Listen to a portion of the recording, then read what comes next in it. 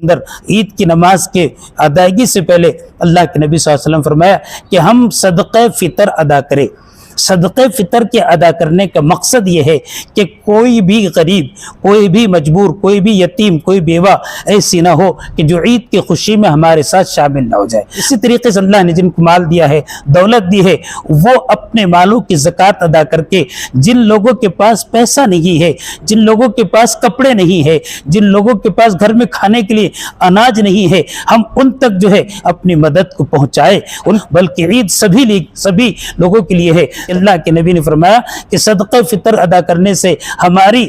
رمضان کی عبادتوں میں، خاص طور سے روزے میں، تراویح کی نماز میں جو کوتاہی، کمزوریاں، جو غلطیاں ہوتی ہے، اللہ تعالیٰ سب کو معاف کر دیتے ہیں۔ اور شب قدر کے موقع پر خاص طور سے نوجوانوں سے گزارش ہے کہ راتوں کو بجائے چوراہوں پر، بجائے روڈوں کے اوپر، بجائے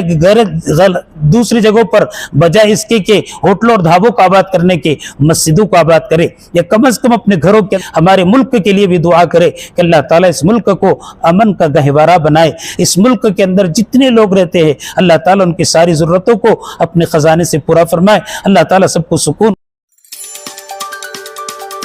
بسم اللہ الرحمن الرحیم۔ اللہ تبارک و تعالیٰ کا احسان و کرم ہے کہ رمضان المبارک کے 20 دن یعنی 2 عشرے اول جو رحمت کا عشرہ تھا، اسی طریقے سے دوسرا عشرہ جس کے بارے میں اللہ کے نبی صلی اللہ علیہ وسلم نے فرمایا کہ وہ مغفرت کا عشرہ، یہ دونوں کے دونوں عشرے ختم ہو چکے ہیں، اور تیسرا عشرہ شروع ہو چکا ہے، جس کے بارے میں اللہ کے نبی صلی اللہ علیہ وسلم نے حدیث میں یہ بات ارشاد فرمائی کہ آخری عشرہ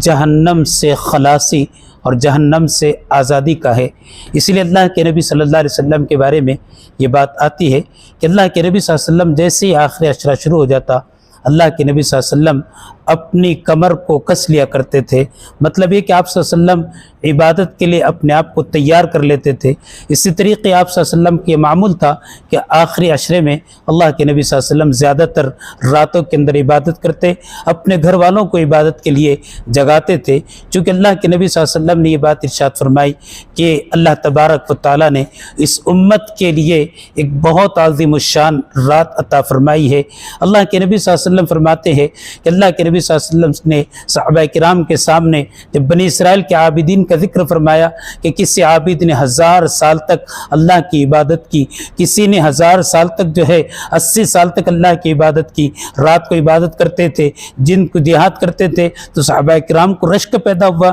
کہ اللہ کے نبی ہماری تو عمریں بہت تھوڑی ہے، ہم اس مقام تک کیسے پہنچ سکتے ہیں؟ تو اس کے لیے اللہ تبارک و تعالیٰ نے سورہ قدر نازل فرمائی، اور اللہ تعالیٰ نے فرمایا کہ لیلۃ القدر کی رات میں یعنی لیلۃ القدر میں اگر کوئی شخص عبادت کر لے تو 1000 مہینے یعنی 1000 مہینے 83 سال عبادت کرنے کے برابر ثواب ہے۔ اس لیے اللہ کے نبی صلی اللہ علیہ وسلم فرمایا کہ آخری عشرے میں شب قدر کو تلاش کیا کرو، اور آخری عشرے کی بھی طاق راتوں میں 21، 23، 24 چھوڑ دی جائے، 25، 27، 29 ان 5 راتوں کے اندر، طاق راتوں کے اندر جو ہے شب قدر ہوتی ہے۔ اللہ تعالیٰ سے ہم دعا کرتے ہیں کہ اللہ تبارک و تعالیٰ ان 10 دنوں کی آخری عشرے کی ہمیں قدردانی کی توفیق عطا فرمائے۔ چونکہ اکثر یہ ہوتا ہے کہ جیسے ہی آخری عشرہ شروع ہوتا ہے ہم یہ دیکھ رہے ہیں کہ مسجدوں کے اندر جگہ خالی ہوتی چلی جاتی ہے، مصلی کم ہو جاتے ہیں اور بازار آباد ہوتا ہے، جبکہ آخری عشرے کو جو ہے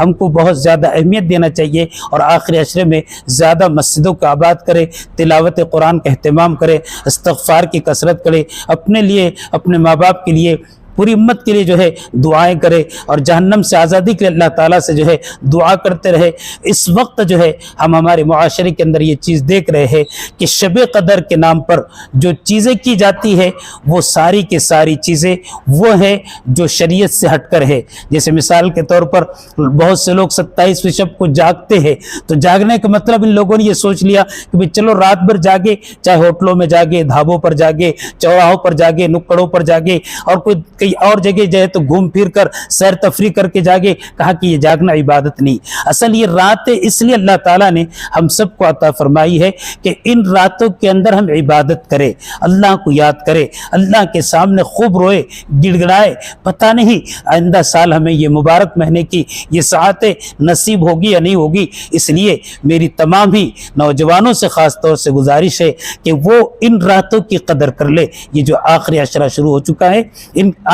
اس آخری عشرے کے اندر خوب اللہ کی طرف جو ہے متوجہ ہو، اللہ کی طرف رجوع ہو، اور ہم اپنے ملک کے لیے اور پوری دنیا کے مسلمانوں کے لیے، خاص طور سے فلسطین جہاں جہاں پریشان ہے، سبھی کے لیے دعا اللہ سے کریں گے تو انشاءاللہ اللہ تعالی حالات کو بدلیں گے۔ دوسری چیز یہ ہے کہ آخری عشرے کے اندر عید کی نماز کے ادائیگی سے پہلے اللہ کے نبی صلی اللہ علیہ وسلم فرمایا کہ ہم صدقہ فطر ادا کریں۔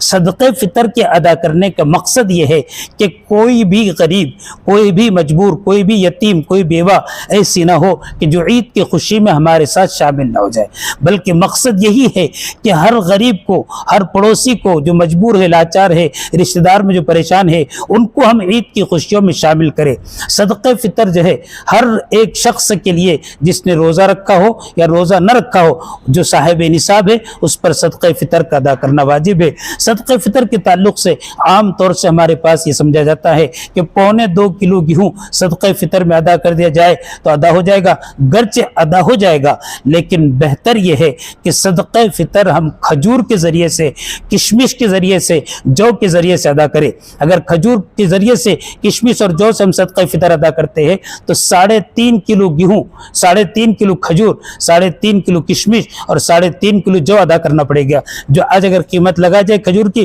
تو تقریباً 3.5 کلو کھجور 700 روپے کی ہوتی ہے۔ تو اگر جن کو اللہ نے مال دیا ہے، جن کے پاس اللہ نے دولت دی ہے، ان کو تو یہ چاہیے کہ وہ صدقہ فطر کھجور سے، کشمش سے اور جو کے ذریعے سے ادا کرے۔ اس لیے اس عید کے موقع پر تاکہ کوئی بھی شخص، کوئی گھرانہ ایسا نہ رہے کہ جہاں پر عید کی خوشیاں شامل نہ ہو، جو عید کی خوشیوں میں سب کے ساتھ شامل نہ ہو جائے۔ اسی طریقے سے اللہ نے جن کو مال دیا ہے، دولت دی ہے، وہ اپنے مالوں کی زکوٰۃ ادا کر کے جن لوگوں کے پاس پیسہ نہیں ہے، جن لوگوں کے پاس کپڑے نہیں ہے، جن لوگوں کے پاس گھر میں کھانے کے لیے اناج نہیں ہے، ہم ان تک جو ہے اپنی مدد کو پہنچائے، ان کے گھروں تک اناج کو پہنچائے، ان کے گھروں تک وہ چیزیں جو عید کے دن استعمال کی جاتی ہے پہنچانے کی کوشش کرے۔ ہم اپنی ذات کے لیے ہزاروں روپے کے کپڑے خریدتے ہیں، ہزاروں روپے کی جوتے اور چپل خریدتے ہیں، کیا ہی اچھا ہوگا کہ ہم غریبوں کو 100-200 روپے کا ڈریس، 100-200 روپے کی جوتا چپل خرید کر دے تاکہ وہ بھی عید کی خوشیوں میں شامل رہے، اس کو یہ محسوس نہ ہو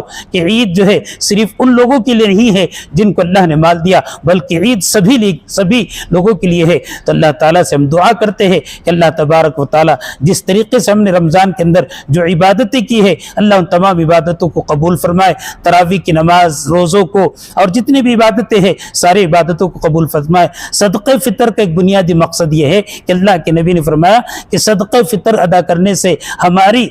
رمضان کی عبادتوں میں، خاص طور سے روزے میں، تراویح کی نماز میں جو کوتاہی، کمزوریاں، جو غلطیاں ہوتی ہے، اللہ تعالیٰ سب کو معاف کر دیتے ہیں، اور صدقہ فطر کے ذریعے سے وہ کوتاہیوں کو اللہ تعالیٰ دور فرما دیتے ہیں۔ اس لیے میری تمام ہی مسلمانوں بھائیوں سے گزارش ہے کہ وہ عید کی خوشیوں میں سب کو شامل کرے، اور ہمارے بہت ہی قریب انشاءاللہ عید آ رہی ہے، ایسے موقع پر ہماری یہ ذمہ داری بنتی ہے کہ ہم اپنے پرامن سکون کے ساتھ اور بالکل اطمینان کے ساتھ، امن کے ساتھ جو ہے اپنی عید کو منائے۔ اور شب قدر کے موقع پر خاص طور سے نوجوانوں سے گزارش ہے کہ راتوں کو بجائے چوراہوں پر، بجائے روڈوں کے اوپر، بجائے